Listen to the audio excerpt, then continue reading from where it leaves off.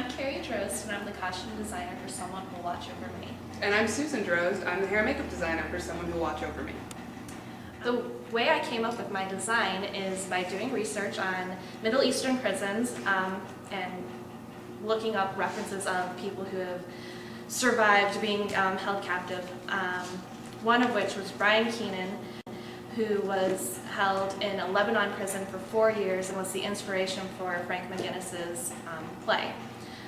Based off of the way that he described his experience, I was able to create what I imagined his experience to be.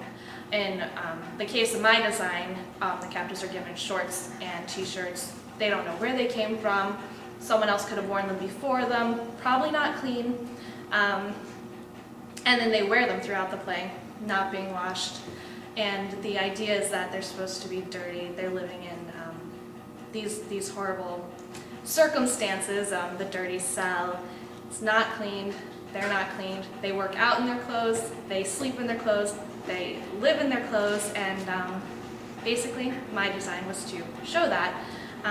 The best way I could describe it was I wanted the audience to see them and kind of smell what they were going through.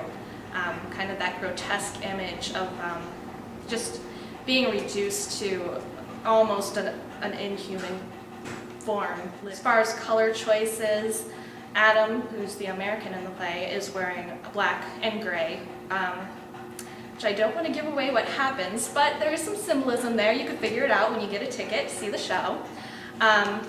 Edward's in blue and white, and Michael's in black and white.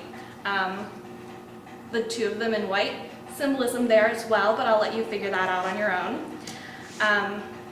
So the basic look, I want them to look dirty and stinky, and I want you to kind of look at how miserable you would be.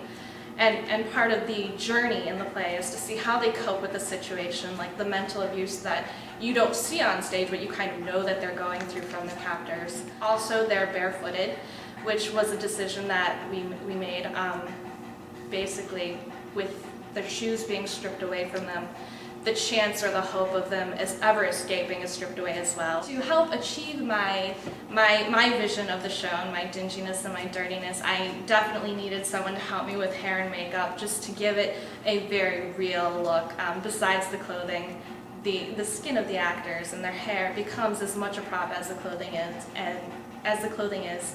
And so Susan is going to come in, and she's doing the hair and makeup, which is a pretty big part of the show as well. So I'd like to describe that. My job is to help the actors feel like they've lived in their skin.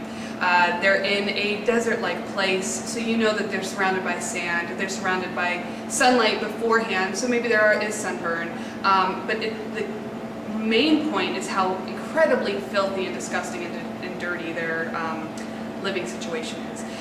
With the three men that have been cast, we have three very different types of actors. We've got Dan Walker, who, if you have seen him around town or here in the Irish Classical, he's very tall and very clean cut, looks like a Marine, and he was.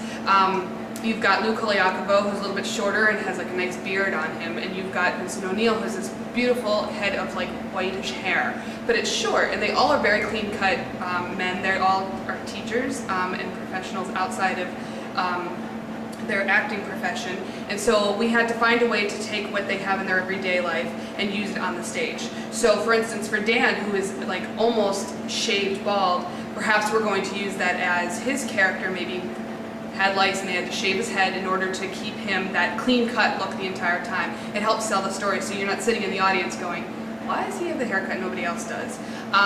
For Vincent, we like to play with a way to maybe make his hair a little bit longer, like he's been living there longer. And how can we do that and make it dirty? So we might be adding hair to him. For Lou, we hope that his beard will grow out more so that he can use that as a cause of frustration, you know, that he can use, this is driving me nuts, it's really hot in this cell, it's really dirty and matted. And the very cool thing that we're going to be doing is sometimes blackouts just end a scene for a play. But in our play, the blackouts are going to catapult us to the next level with time. So our actors in the blackouts will be doing numerous things to help change their appearances, change how they're feeling, what they were doing, and with costume changes, a little bit of set, of course sound, and some makeup, it's going to take us to the next scene, and where have they been next? What terrible thing have they endured? Or maybe they got some rest or maybe they didn't. So my job is really just to dirty them all up and let you feel exactly what Kari said. She wants you to feel like you can smell them. And if you do smell them, that's not our fault. We hope you enjoy our designs and Come buy a ticket, come see live theater.